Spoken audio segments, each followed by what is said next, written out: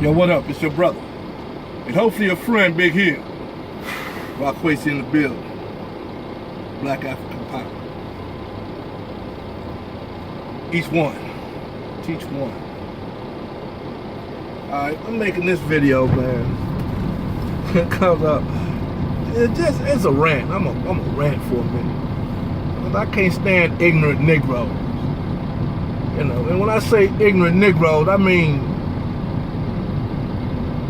Negroes that do a lot of yapping and run their mouth, and everything that they're talking about is coming from a place of ignorance.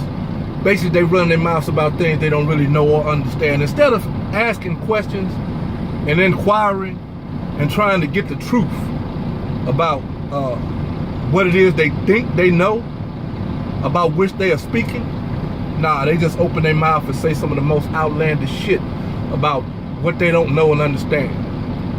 For instance, when I hear niggas, still nigga detoxing, when I hear these ignorant Negroes make statements like, he think he Egyptian. You know, like my name, you know, Rockway's. People see Rockway's, and the brother want to say to me, oh, you think you Egyptian? You probably born in America and ain't been nowhere else. And I'm like, see, instead of him asking me, well, he did ask me, but the statement he made was more of an indictment. You know, like he pointing to me and saying, you think you Egyptian. And what he don't know, you know what I'm saying? And I just feel the need, man. When I first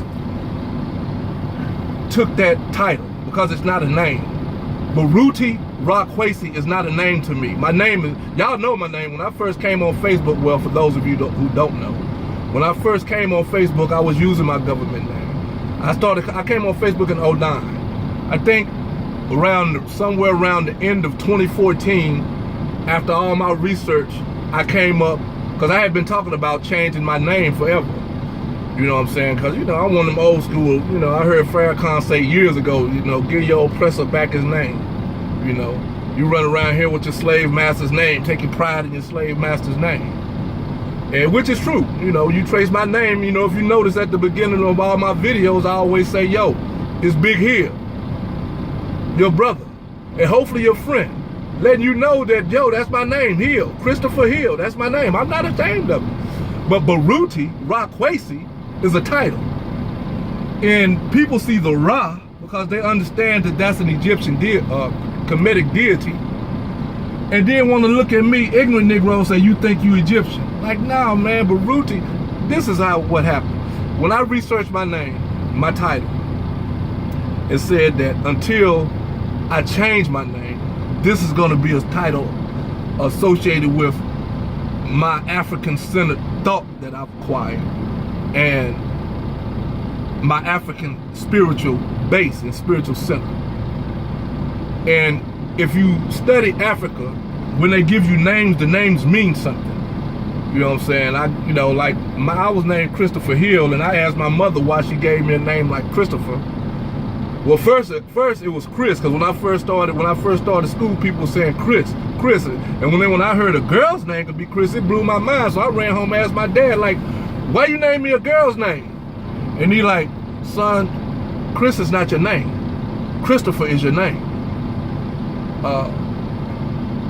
I had already asked my mother why she gave me that name, and she said that she didn't name me, my father named me. She was gonna name me James Howard Hill Jr., but my father told her to don't give him my name, don't give me his name, give me my own name. So she said, you name him, and he gave me Christopher. And when I asked him about it, he said that's because I look like his brother. I had a head, he said, I had a head shaped like his brother. He said, your head reminded me of my brother's head. And by the way, for all you ignorant Negroes, my mother and my brother, because I know what some of y'all thinking right now. I know how y'all ignorant niggas think. My mother and my uncle has never met each other. My uncle lives in Fresno, California. My mother's in Washington, D.C., and they never even, she probably never heard of it, unless my dad told her. But anyway, so he told me that I had a head shaped like his brother. So he named me Christopher, but my mother insisted on that I have the James as my middle name. You know what I'm saying? So I just gave you what my name was, Christopher James Hill. So now what I was saying was, because that made me laugh when I thought about that. What I was saying was, in Africa, when they gave names, the names meant something, right? The name was usually associated with something about you or some prophetic value to the name. So when I decided that I was gonna get me a new name, quote unquote, I started researching. And me knowing that my DNA comes from West Africa, that's what I started looking at, West African names. Okay, I'm gonna say it like this. I know that 80 to 90% of us here, our ancestors come from West Africa. And so even though I embrace comedic science, I understood that my ancestry probably didn't come from Kemet. It probably from West Africa. That's before I had my DNA taken and found out that my DNA ancestry comes from the Congo. So I began to research West African names. Baruti. Baruti means teacher, along with a lot of other stuff. Baruti means teacher. Kwesi is a common West African name. And the reason I chose Baruti Kwesi is because when I read the attributes associated with the name, it described who I am, for the most part. Even when I placed it on my Facebook page back in late 2014, my ex-girlfriend at the time who read it wrote in the comments, she said, you said you was gonna change your name, and you're right.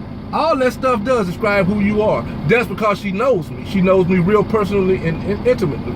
She knows my character and all that stuff. So when she read what the names meant, she was able to qualify it by saying, yeah, that describes you almost to a T. Most of it does. That's why I picked the names Baruti. Baruti means teacher because I like sharing information. I like trying to teach one. That's why I always say each one teach one. I've been that way for a long time. Ra, which to me is a comedic deity, which means the unseen power of the sun, represents that fire that burns within me.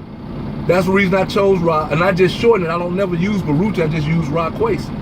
And Kwesi, if you go look up what it means, and the people that know me understand that, yeah, man, that does describe who you are as a person. But this ignorant ass nigga, you think you Egyptian. And then some more people, like, I study religious texts. Not religious texts. I study, well, I guess you can't call them religious texts. I study the Quran. I study the Bible. I study Confucianism. I study the Bhagavad Gita. I study Buddhist principles. I study the Tao Te Ching. And just because I study these things does not mean that I think I'm one of the people from which the cultures to which these things derive from. No, I don't think I'm a fucking Asian or a Chinese. No, I don't think I'm an Arab. No, I don't think I'm a Confucianist or a Tao Te Ching. None of that. I don't think I'm Hindu, India, although that Kushite African is where that stuff originated from. But ignorant niggas that don't understand, that don't know nothing, open their mouth and start talking. You think you. They want to cast aspersions at a brother based on their ignorance. And I just want to say to y'all, man, keep your mouth closed if you don't know what you're talking about. If you don't know something, man, inquire. Question. Don't make statements based in ignorance, because when you do that, you know, it just makes you look as ignorant as you are. You know, it's been said, a wise man once said, it's better to keep your mouth closed and have people think you're a fool rather than open your mouth and remove all doubt. A lot of you, when you come out of that ignorant place with your comments, make me just shake my head. I wish I could just shut the fuck up and smack you in your goddamn mouth and tell you to shut up, but you know, I'm not violent anymore, and I don't want to have to kill nobody for hitting them, because I know if I do that, they're gonna come back at me. And but anyway, so yeah, Baruti Ra Kwesi. It's not a name, it's a title. It means something. No, I don't think I'm, just because you see Ra, I don't think I'm some kind of comedic deity that is ignorant as hell. Baruti Ra Kwesi. That's the title. It means something. And until I get my name changed legally, until I get that changed to my name, I'll just keep my government name. You know what I'm saying? And most of my old friends, they still call me Chris. Like, you know, the other day I was on Facebook and I seen a friend of mine, I typed her name in and she came back, hey, it said my name. And I'm not used to seeing it on Facebook, so it kind of threw me off. I was like, wow. I was like, okay. You know, all my old friends, they see the Baruti Rockway's, but when they address me, I'm still Chris. And I ain't got no problem with it because I know who I am. And another thing is, man, what I'm trying to learn how to do, you know, like I studied, you know, that hermetic, those universal principles. To me, ain't no hermetic science. You know, all that shit come from ancient Egypt. The Greeks just took it and then called it something else. But mental transmutation, you know, when people cast that negative energy at me, usually when people cast negative energy at you, you know, since energy can't be destroyed, it only changes forms or goes to another place or changes positions or forms. So usually if somebody casts some negative energy at you, most likely you're gonna give them that same energy back. Like a motherfucker start hollering at you, you're gonna start back hollering at them. If somebody come at you with that animist, you're gonna give it right back to them. So what I'm trying to do,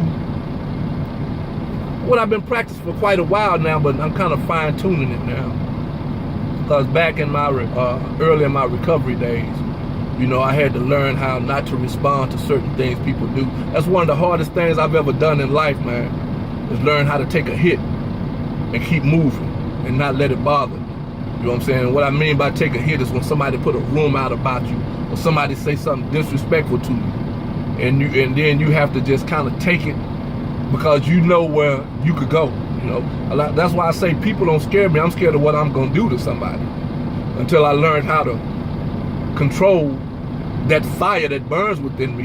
You know, that I call it that inner nigga, that dude that confrontational me, man, that always was quick to get in your ass when you violated. You know, I had to learn how, man, that everything doesn't deserve my response. You know what I'm saying? And I had to learn how to take a hit without feeling like my manhood has been compromised.